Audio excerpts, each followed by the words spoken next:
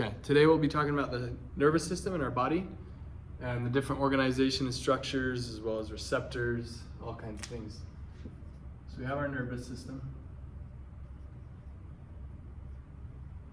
It can be divided into two parts. The CNS, or central nervous system, and PNS, or peripheral nervous system. The CNS is just our brain, you can see that, and our spinal cord. We're going to be focusing a lot more on our peripheral nervous system, specifically the autonomic nervous system. But we can subdivide this more into, I'm going to go more over here, into our somatic nervous system and our autonomic nervous system. Somatic, we have motor and sensory. A couple of things to know about our somatic is we have one neuron going, the motor pathway starts at the motor would be the ventral horn, goes to the skeletal muscle, sensory, one neuron coming from the muscle back into the dorsal root. And its ganglia is located in the dorsal root ganglia. Root ganglia. Like I said, one neuron, and they're myelinated. Okay, we'll hit a little more on that in a bit. Our autonomic nervous system, we have our parasympathetic nervous system and our sympathetic. Sympathetic nervous system. A couple things to know about these. There's, let's make bullet points. There's two neurons.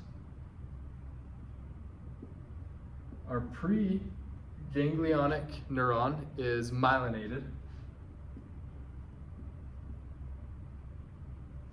and our post-ganglionic neuron is unmyelinated.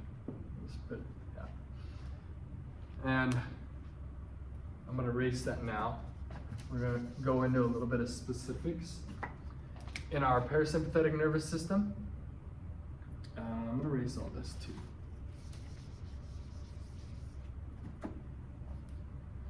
We have our cell bodies, and we have a relatively long preganglionic neuron that's myelinated. And then we have our synapse. And then the synapse is at the terminal ganglia in the parasympathetic system, and it's right by the effector organ. So if we're affecting the heart, we have a relatively short postganglionic neuron, unmyelinated, and affects the organ right next to it. Their synapse is right next to it. So that's the parasympathetic. The sympathetic has a relatively shorter preganglionic neuron, myelinated. And then we have synapses in a couple different ways, but it's synapse, and we'll go through that in a bit. Synapses, and we have a relatively longer, I didn't really draw it longer, but it's relatively longer postganglionic unmyelinated neuron that goes to the organ. Okay. I'm going to erase all this now, actually. Because now you get the organization. A little bit on the parasympathetic nervous system. We have, it's also called the craniosacral region. The biggest one we're really worried about is the vagus nerve. And that's cranial nerve 10. it's 75% of what innervates in our parasympathetic nervous system. We have some above it and some in the sacral region as well. That's why it's called the craniosacral region. Another thing real quick, we also call this our rest digest system. So most of the vagus nerve, they'll branch off and supply the abdominal thoracic region and affect that. Let's see. I think I hit out everything on that. Yeah, vagus, 75% of all our stuff that's innervated by the parasympathetic is through the vagus nerve. Okay. A little on the sympathetic nervous system is, let's see. We also call this the flight or flight, or rather, a better word is freeze, flee, or fight system, as was shown today in a video in class. And that is the thoracolumbar nervous system, or region, but it's T1 to L2. And we have 4 different types of nerves that come from the sympathetic region, or sympathetic nervous system, and innervates different things. So we'll go through those 4 right now. I'm going to erase this so we have a little more room. I'll actually write this higher too, just so I have plenty of room. Sympathetic nervous system. We have spinal nerves,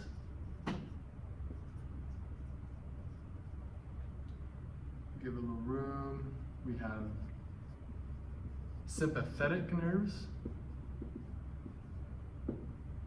We have splanchnic nerves.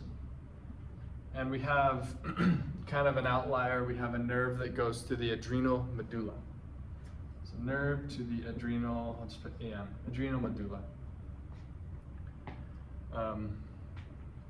More room for splanchnic.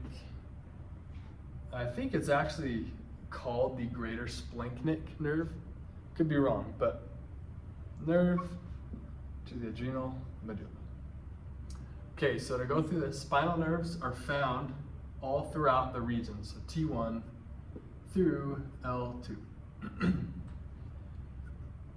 And real quick before I move on, these are all different names of nerves, but they all contain sympathetic neurons, despite having different names like spinal nerve, sympathetic nerve, splanchnic nerve, etc. So these are found all along the region. They synapse at the sympathetic chain. We'll do sympathetic chain ganglia. Because remember, there's 2 neurons, so the preganglionic neuron stops at the sympathetic chain ganglia, synapses, and continues the signal.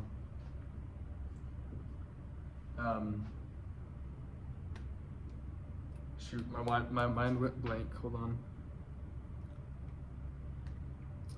Oh, some things that innervate are blood vessels, sweat. We'll write it out. Sweat glands and erector pili muscles, like goosebumps. They're kind of the peripheral stuff that needs to be innervated. Sympathetic nerve is roughly T5 to L2. Oh, no. That is wrong. I'm sorry. Got ahead of myself there. Sympathetic nerves are from T1 to T5 roughly. They as well synapse at sympathetic chain ganglia and they innervate the thoracic region.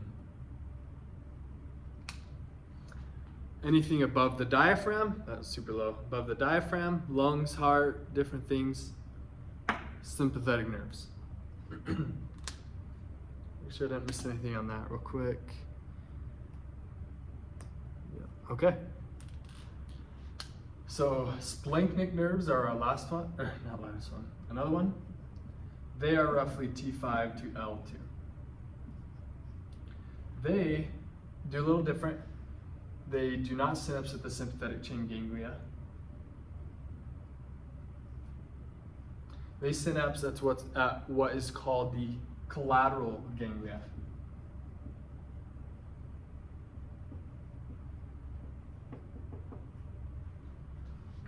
Okay. So basically what happens is it comes off the lateral horn. These all come off the lateral horn of the spinal cord.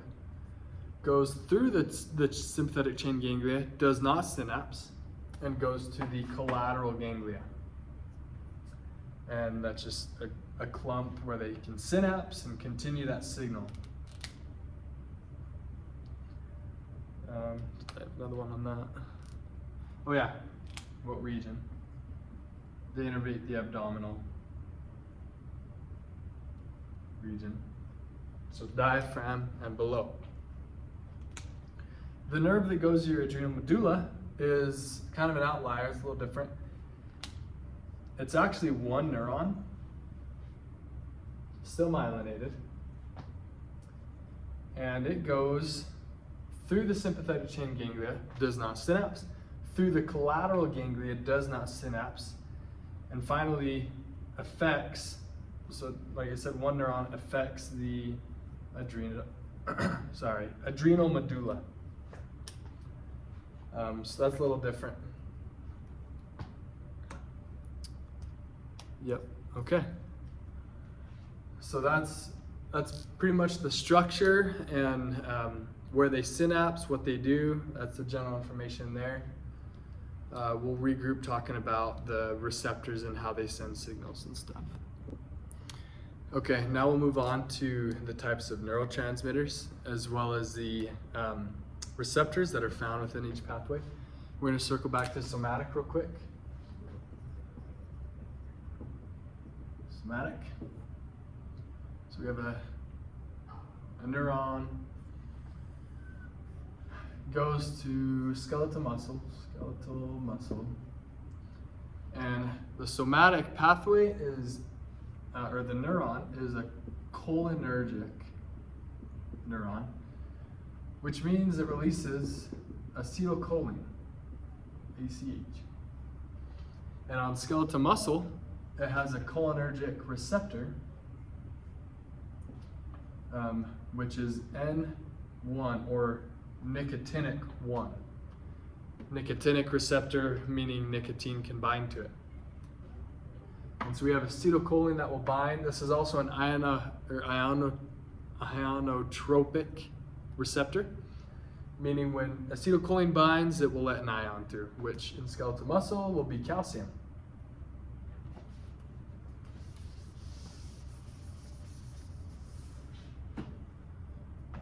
Let's fix this. The parasympathetic,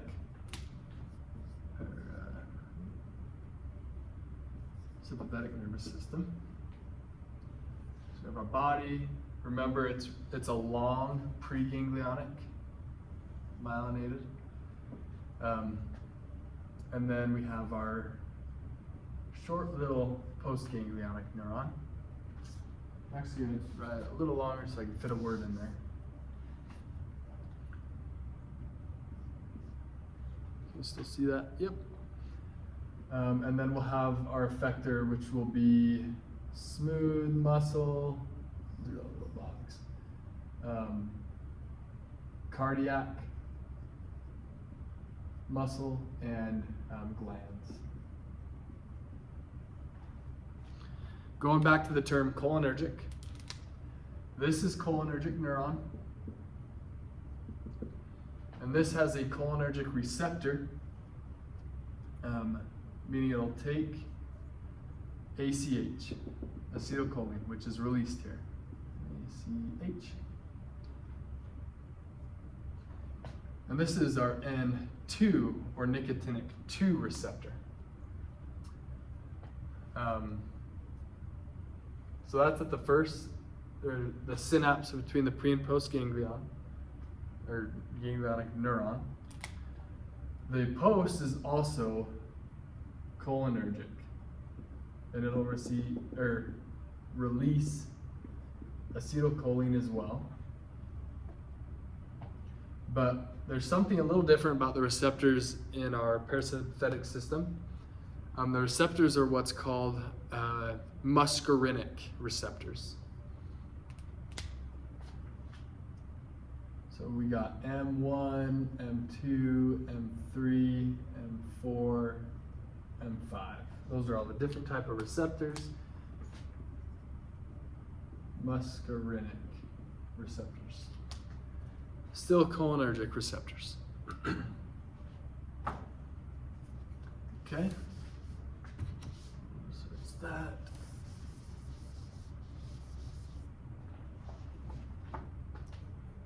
Sympathetic nervous system. Sympathetic nervous system. We have our little shorter, which is so myelinated preganglionic neuron, right? This is still cholinergic. Releases acetylcholine, CH. We have a little longer postganglionic neuron. And we have here as well our smooth muscle, cardiac glands. This is also an went a little crazy, N2 receptor, or nicotinic receptor. Acetylcholine will bind, continue that signal. Here's where it changes to adrenergic. So this is an if I can spell it, nergic neuron. And we have adrenergic receptors. And so cholinergic is receptors that will receive acetylcholine. Adrenergic receptors are receptors that will receive, or we'll try it up here, adrenergic, norepinephrine, NE, epinephrine, and dopamine. Spell dopamine. Perfect. And so most of the time, I actually think all the time, it'll release norepinephrine. NE, norepinephrine. And we will have all kinds of different adrenergic receptors. These are also metabotropic, meaning you need a G protein coupled with it to be able to do its thing. And they can do a few different things, but for now, write down the different types we have. So we have alpha 1, alpha 2, beta 1, beta 2, beta 3, D1, D2. I believe though D1 and D2 are not adrenergic, but they do receive dopamine. But the reason they're not adrenergic is because they don't receive norepinephrine or epinephrine, where the alpha and betas can receive all three. Okay. I'm gonna erase this and regroup. All right, we're gonna talk a little more about these receptors, and we're gonna organize it into the type of receptor, what'll bind to the receptor, and what it does. First thing real quick to keep in mind, we are gonna have, so there's N1, N2, M1 through 5, alpha 1 and 2, beta 1, 2, 3, D1, D2. The receptors with even numbers are inhibitory.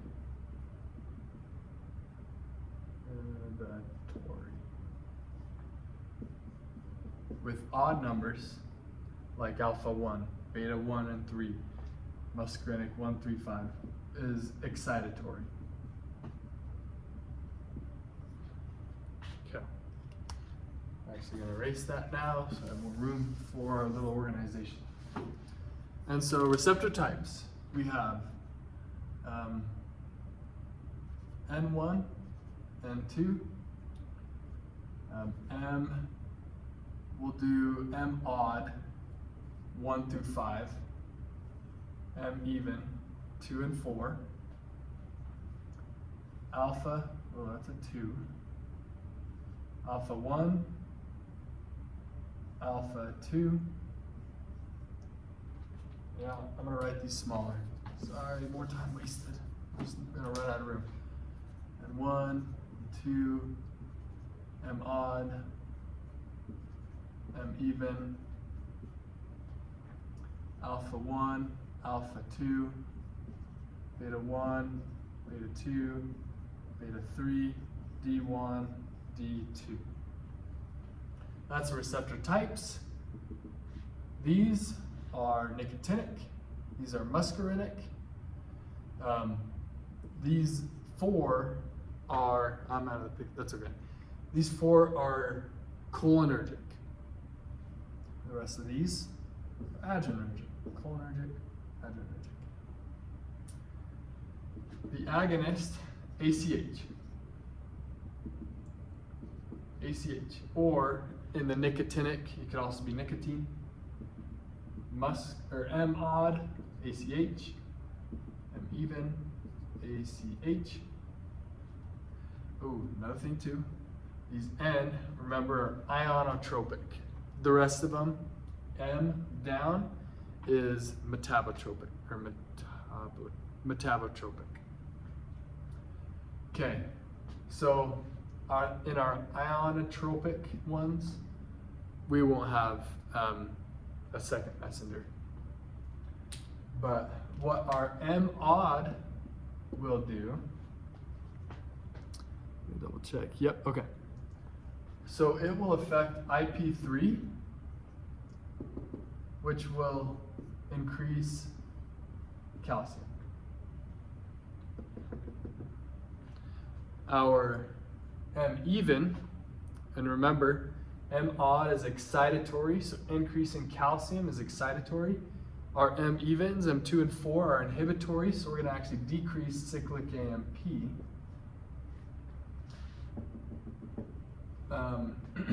Our adrenergic receptors, alpha 1, will be, double check, sorry, norepinephrine. And it will favor norepinephrine over epinephrine. And it will also, like our muscarinic evens, activate IP3 mechanism to increase calcium. Alpha 2 will also, its agonist, or what will bind to it, is epinephrine over favor norepinephrine over epinephrine. Both will bind, favors norepinephrine more. Say that too much, I start to say it wrong. Our beta 1 is gonna kind of be even, epinephrine equal to norepinephrine. Oh, back to alpha 2. We are going, so it's inhibitory, so we're going to decrease cyclic AMP. beta 1, odd, excitatory, we're going to increase cyclic AMP. Beta 2 is going to favor epinephrine way more, I put an equal sign there, favor way more than norepinephrine.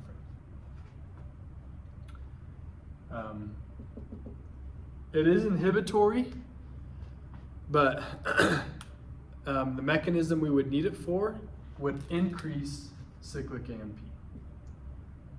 So that's a rule to remember. Or I guess it doesn't quite follow the rule.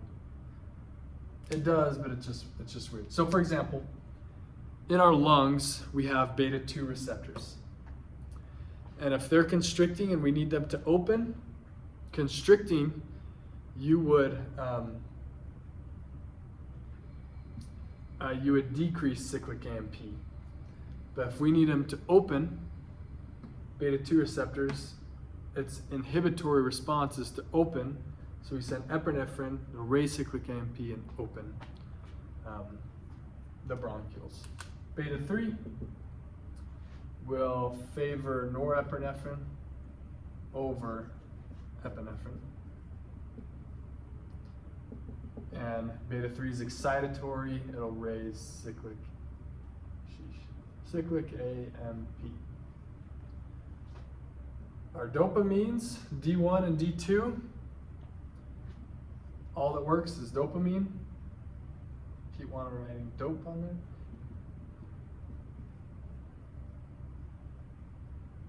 Oh, D looks like a P. Dopamine. Our D1 follows the rule, even excitatory increases CAMP. Cyclic AMP. D2, even inhibitory, it will decrease cyclic AMP. Okay, and that's it. I was just looking at the essay. I can't remember if I went over this, sorry. But cholinergic, real quick. Receptors are receptive to acetylcholine. Adrenergic receptors are receptive to catecholamines, which are norepinephrine, epinephrine, and dopamine.